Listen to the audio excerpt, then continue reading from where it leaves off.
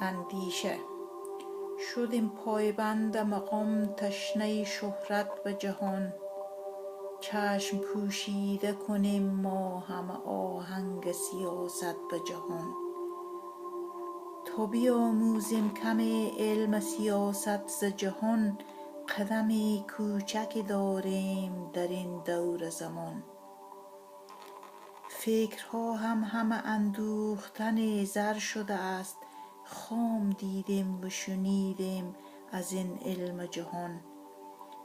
چشم بسته نکنی باز که نفعت نبود، فکر و اندیشه ما صلح سیاست به جهان.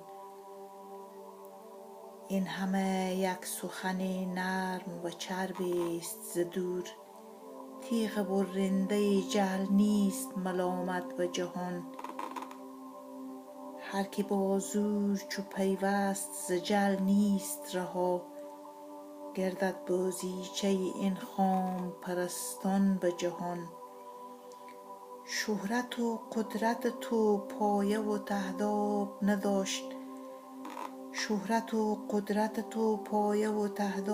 نداشت، تا نیاموخته ای علم سیاست به جهان.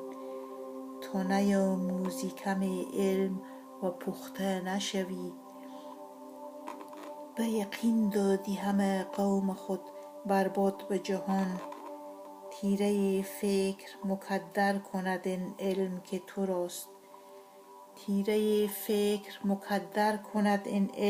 تو راست، فکر و اندیشه کنی کیست مناسب به جهان.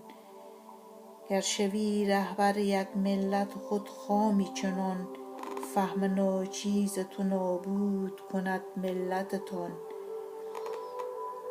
با خبر باش خدا را قدم خم ننشان، نام نامی شهیدان را مکن خوار به جهان.